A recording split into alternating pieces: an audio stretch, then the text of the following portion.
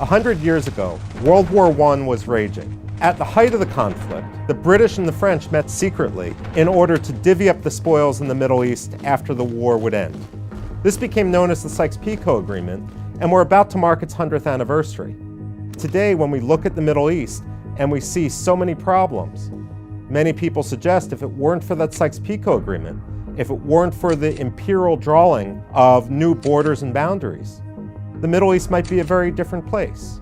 All of this begs the question, what if the Middle East borders were redrawn? There's all numbers of ways in which this could have been done. So what if the borders were drawn on ethnic lines?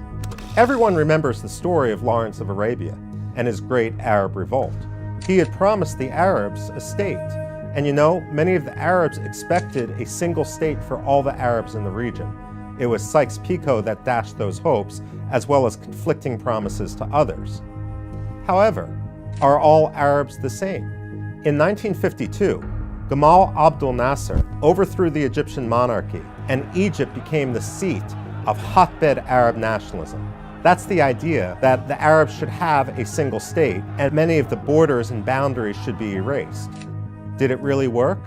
Well, Egypt tried to unify with Syria, but frankly, the cultural and political differences between Egypt and Syria were just too much. Likewise, at various points in time, Jordan and Iraq tried to unify, and that didn't work. If you go across the Arab world, from Casablanca to Cairo, and from Baghdad to Beirut, many of the Arabs in the various states can't even understand each other's dialects. There's that much difference. If there's one thing in the Middle East, no one is defined by one variable. No one's simply just an Arab, or just a Jew, or just a Shiite, or just a member of this tribe, or just a member of that family. Everyone has a much more complex identity, and it can lead to a rapid division of any polity based solely on ethnicity. So what if the Middle East borders were drawn on the basis of religion? You got the three big monotheistic religions in the region. You got Judaism, you got Christianity, and you got Islam. But who speaks for each?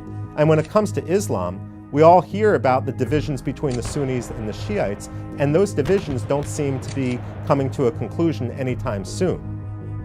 If you're going to divide states on the basis of religion, well, first of all, what happens to the minorities in any of those religious states? Are they going to have any rights whatsoever, or do they have to move? In effect, would we have a new round of sectarian cleansing? Just think about the Islamic State for a moment. They killed the Shiites, enslaved the Yazidis, and sent the Christians packing. Is that really what the rest of the Middle East wants? One of the other problems with dividing the Middle East on the basis of religion goes back to the confluence of geography and history. One valley could belong to one minority, another valley could belong to another, and the third one could belong to the first minority all over again. So to draw these borders just on the basis of religion would be very difficult. What if the Middle East borders were redrawn on geographic lines? Is there any natural way to do it?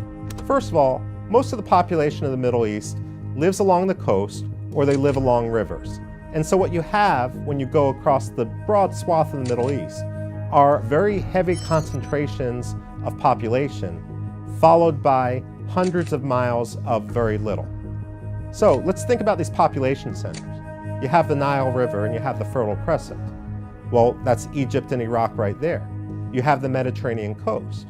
Well, that's Israel, the Palestinian territories, Lebanon, and Syria. Then you have all the states that exist in the Persian Gulf. Oman, the United Arab Emirates, Qatar, Bahrain, Kuwait, and Saudi Arabia. Could there be some redivisions there? Absolutely. Here's the thing. If you were going to redraw the borders based on geographic grounds, they'd probably end up looking not dissimilar to what we have now, where you have states surrounding the population centers, and then you have borders drawn somewhere out in the desert simply to divide one from another. What about all those people who say that the states of the Middle East are artificial? Well, to some extent that could have been true 100 years ago, but is it really the case today? 100 years is a long time, and Jordanians, Iraqis, Egyptians, Saudis, Lebanese, they've all developed unique identities. Even if you were to redraw the borders, would those identities that are based on 100 years of common history, of literature, of language, of TV shows, really go away? The answer to that is probably not. When people study the Middle East, let alone live there, it's hard to emerge optimistic. After all, this is a region with myriad problems that always seem to be on the verge of boiling over. But if the past 100 years have taught us anything, it's that there probably isn't any magic formula. So should the Middle East have new borders? Should a century of Sykes-Picot be put in the dustbin of history? Let us know what you think in the comments, and let us know any other topics you might want us to cover in AEI's What If series.